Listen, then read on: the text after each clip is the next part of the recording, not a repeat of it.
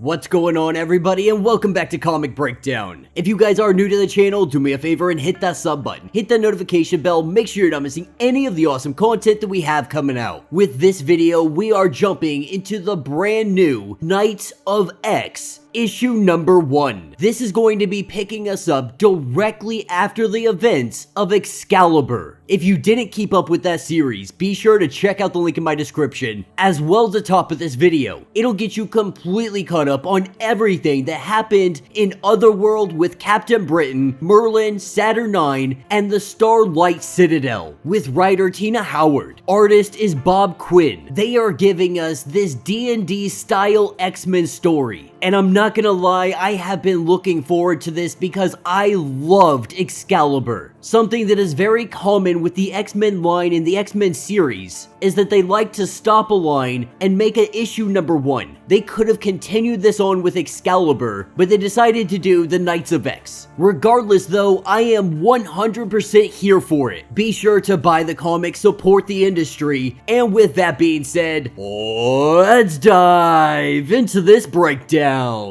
Alright gang, so as we dive into this issue, we are picking up in Avalon. This is Otherworld. And ever since the Krakoan gates had been destroyed, all of the witchbreed, aka all of the mutants, they have been hunted furiously, led by Merlin, having his right hand King Arthur and all of his knights. They have been massacring any mutant they come across. Not only that, they have been using Furies, resembling that of Sentinels. These things are on the warpath. As they cut their way through villages, we see an individual known as the Jersey Devil. This is Joshua Englehart, and right now these Furies are hot on his trail. And he's an individual that we have only seen in a handful of these X-Men comics. I do enjoy him though because I know a lot about the real life lore behind the Jersey Devil. But as Josh is being hunted down by these Furies, this is where Captain Britain comes into play. As Betsy picks him up and they head off, they make a mad dash for it. The Jersey Devil not really understanding what is going on, not understanding why they're being hunted, and he also doesn't understand why they just can't go to Krakoa, telepathically giving him all of the information that he needs. He quickly learns how dire the situation has become. What remains of the witchbreed, they find themselves at the home of the daughter of Merlin, the floating kingdom of Roma, this being one of the last safe havens in Otherworld for the witchbreed. This is also the current home to the Captain Britain Corps. As they make their arrival, what we learn is that this Captain Britain, this is not Betsy. This is not Captain Britain Prime. She is just a Captain Britain that has been tasked with going out and finding every mutant that needs help. When it comes to our Captain Britain of 616, she is the general. She is the right hand of Saturnine. And right now, Saturnine is not happy. She's not happy because she is not getting her throne back quick enough, believing that the Captain Britain Corps should be putting her back on her throne. They should be overthrowing Merlin, and this should all be done and over with.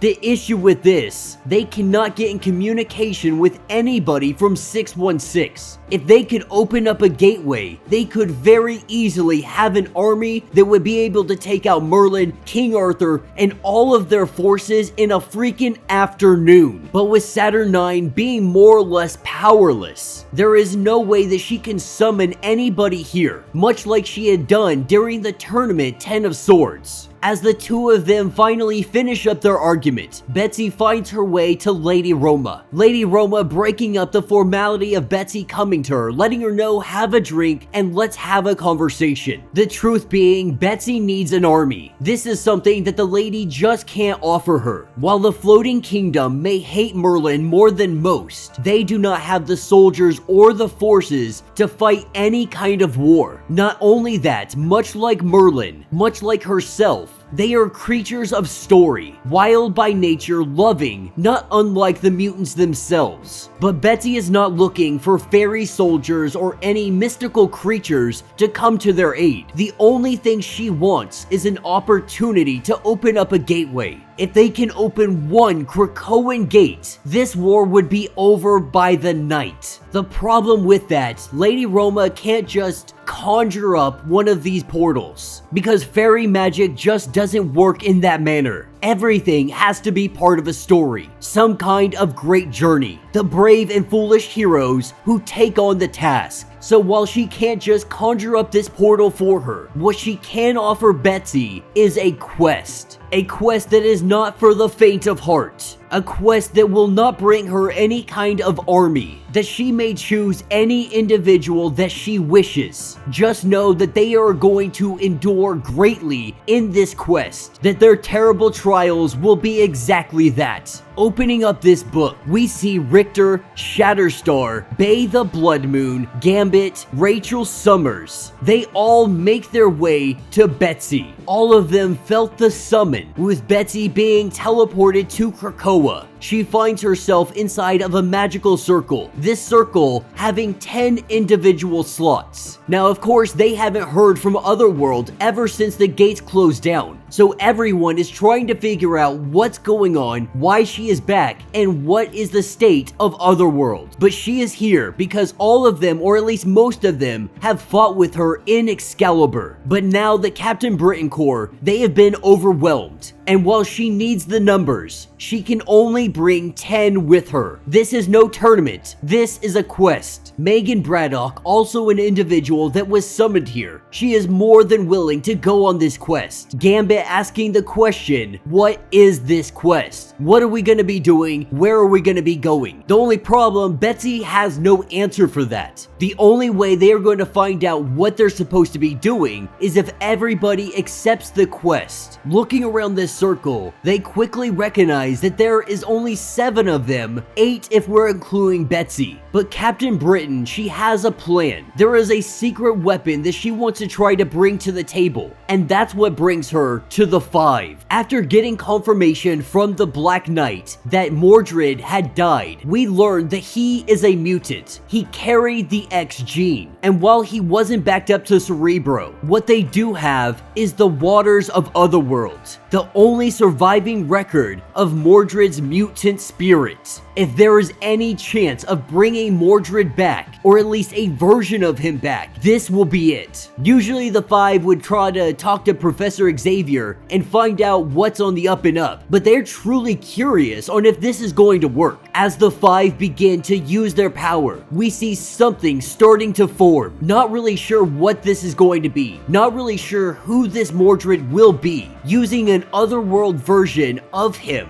could give them a very different version than the one they have seen over all of this time. When this egg cracks open, there is nothing inside. Though the 5 and all of the others standing here, they know that there was something alive. Something was living and breathing inside that egg, and it disappeared. Betsy chalking this up to a failed experiment. They don't have any time to wait. That's where she goes to Jubilee and Shogo. Now, Jubilee has been having a problem for quite some time. Ever since they came back from Otherworld, Shogo has been sleeping for a long time. While everything appears to be okay with him, Betsy takes a peek into his dreams to see that he is dreaming of Otherworld. Jubilee knows that he has to go back, that there's gotta be something in Otherworld. Maybe Lady Roma can help them out. Try to figure out what has been going on with him and why he has been sleeping so hard for so long. With everyone arriving on scene, the slot that has been left there for Mordred, they are going to keep it open for if he ever would want to return, wherever he is or wherever he went. This is their secret weapon against Arthur. And so as they all read from this book, their quest begins. As they are teleported to Otherworld, we see that Rachel Summers' powers, they seem to be on the next level, looking like a freaking fire priestess. What they quickly learn is that Jubilee did not come with them. For whatever reason, this quest was not for her. This puts them one night down. But Rachel and Megan, they have a great idea. Someone that is here in Otherworld that they want to find and recruit onto their team. That individual is currently being hunted down by Merlin's forces. The one known as Colin McKay. As it looks like he is about to meet his demise, we have the arrival of our Knights of X. They come to his rescue, but they also let him know that they need his help. They're getting the band back together, and they need him to get through all of this ordeal, with him being one of the individuals to know Otherworld better than most. He is going to be a great guide and a great ally in this war against Merlin. As Merlin's forces descend down on top of them, we see Betsy, she hops onto Shogo, knowing exactly what needs to be done. They fly up into the air. This is luring all of the Furies away, giving the ground forces the opportunity to fight back, as the Knights of X hold this line.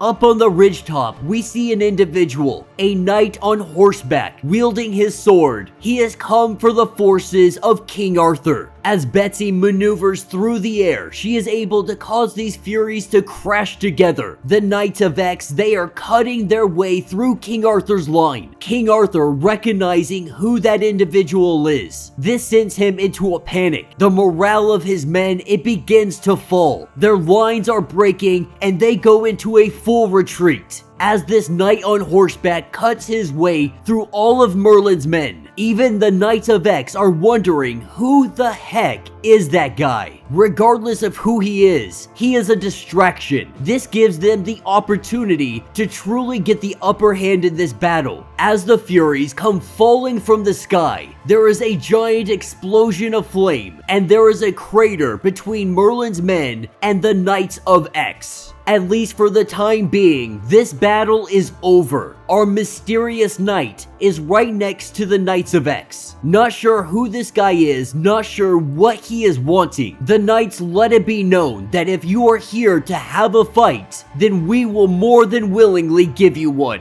As he dismounts from his horse, he comes over and bends the knee, offering up his sword. He takes off his helmet, and we see that this is Mordred. This is a very young Mordred, knowing very little about how he got here, knowing that the men who follow his father treat him like the enemy, wanting asylum because he is considered witchbreed. He has come to pledge loyalty to Captain Britain, with Betsy letting it be known that she will explain exactly how he came to be here, but they would also like some questions in return. They would like some answers to what the heck is going on and what his part in all of this is. From the sky, we see a lightning bolt interrupt this conversation because our 10 knights, they have gathered together, the 10 fated warriors of the Sacred X. And in the sky, what they see is a stone they refer to as the Siege Perilous. This is why they have been gathered. This is their objective. This is their quest. Meanwhile, we have Merlin showing King Arthur everything he needs to see, showing that his son has been reborn, and that he is nothing more than witchbreed, and that the stone that is known as the Siege Perilous, this is the only thing that can save him. And while those of purity can get this stone, that means King Arthur and his men, they can't do so. But what they can do is follow the Knights of X and take it from them.